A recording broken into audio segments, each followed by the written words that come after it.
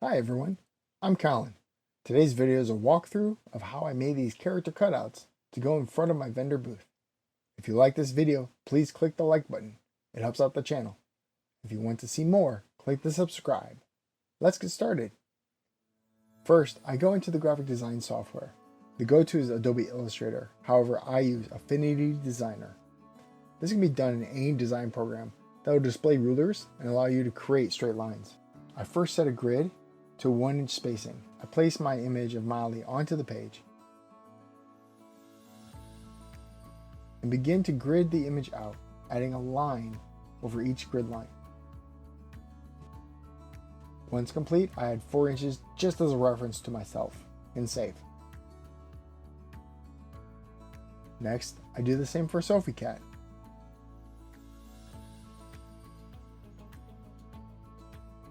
Here are the printouts of my characters. Both characters are gridded at 9 high by 6 across. Now I am marking out the grid on a 1-inch thick foam board. That's 4 feet by 4 feet. I will double this thickness later, so each character is 2 inches thick. I'm using a drywall T-square that you can pick up at any hardware store or online. I'm using a water-based marker to make my lines. That is because using a permanent marker would cause the foam to disintegrate due to the alcohol in the marker. I am making my lines with as little pressure as possible because any pressure will leave grooves on the foam, and I don't want my characters in the end to have square indents.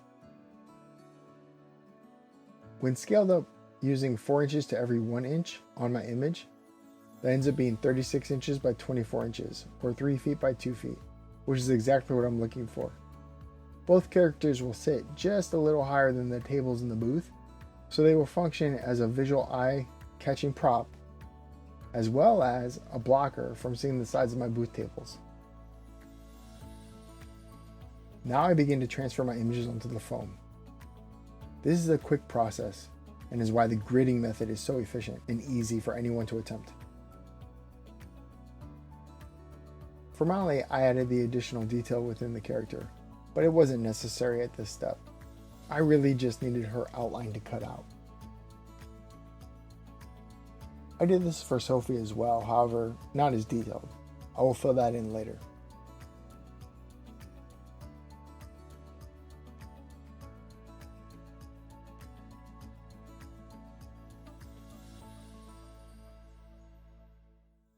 So before I cut out the characters, I want to add stakes. I start with the images of my characters facing up. I find the center of the first dial and mark it.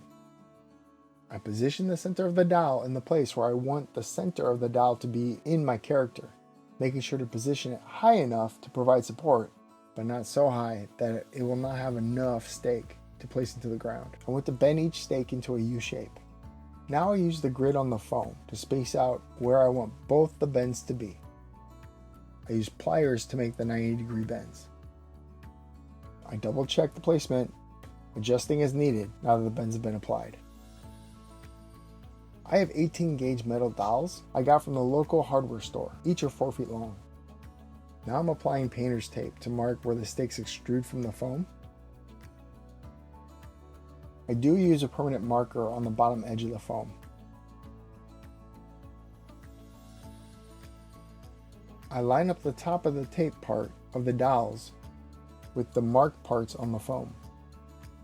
With the dowels positioned, I will trace the outline of the dowels onto the foam. I'm using a permanent marker for this as I will be cutting out a canal to put the stakes in. To do so, I use a utility knife to cut out the areas for the stakes.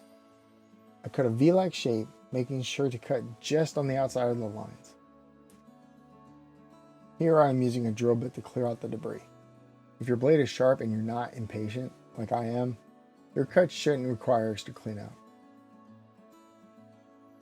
I used a drill bit because that's the only tool I thought to use at the time. The only glue I had that wouldn't eat away at the foam was liquid nails. I lined the canals with the adhesive and then sink the dowels into the glue, making sure the dowels sink all the way down so they are flush with the foam. You'll notice I placed the dowel at the top and then lay the rest of the dowel into the canal.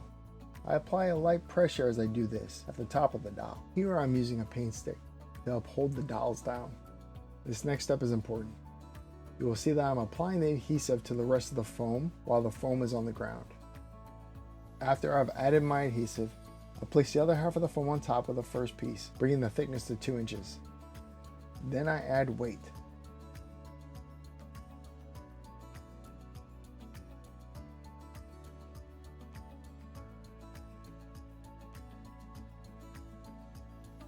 I didn't cover most of the foam at the top.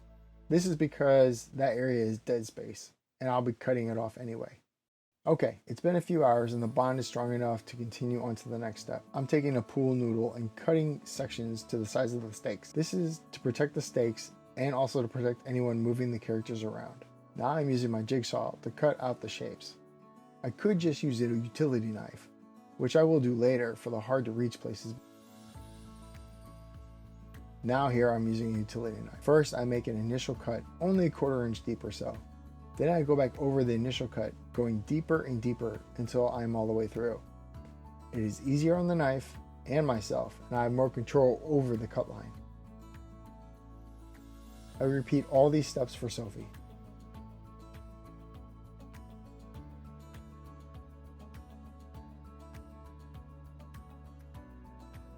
Now I'm going to let them sit overnight to finish curing. Okay, new day. I start by sanding the edges using 60 grit sandpaper and controlling how much comes off by how much pressure I use. It is really important to note that making short, light passes is the best approach, as it is really easy to chew away at the foam, but it's really hard to add it back on. The wind picked up, so I got out the horses and put on a mask, because the particles were extremely small. I probably should have worn a mask the whole time. I just forgot.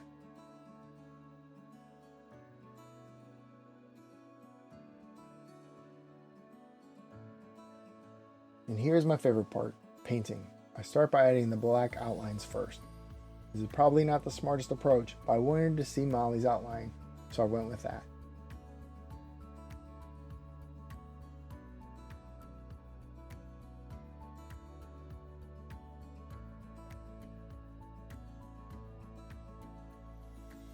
With the black outlines dry, I use black acrylic paint and an old paintbrush to paint the edges and the back of both. Again, when painting foam, use acrylic paint, or else any other paint will eat away at the foam, which you don't want unless you're going for a deteriorated look. Now it's time to add some color. I'm mixing the various colors into jars so I can use them later. This is just the first pass for most, and having them pre-made will be helpful as I eyeballed the color matching from the book. I'm using a foam brush for some of this, and then going back to a straight edge brush for the rest.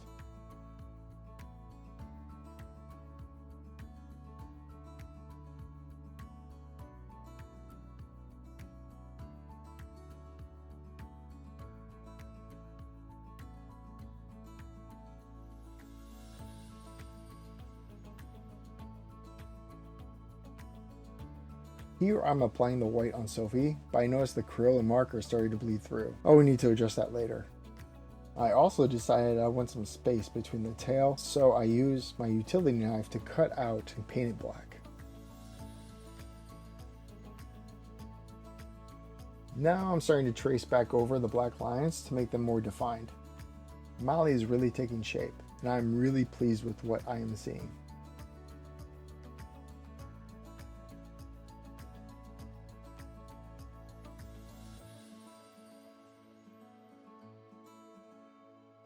Sophie is still being a little bit of a pain, so I go over the white with a dark gray. Once dry, I will go back over that with white. I also fill in the black outlines for the rest of the internal part of Sophie. This is not using the grid and just eyeballing where the feet and legs go.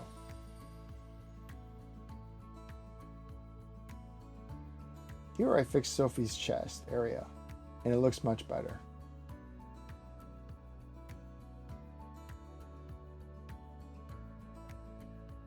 Now that both are dry, I'm going to spray both with a UV resistant gloss sealer, so I stick them into the ground. I am outside and it's very windy, so I didn't use a mask, however I probably should. I left them in the ground for the remainder of the day to partially cure, but then to see how the stakes hold up within the wind. And they did extremely well.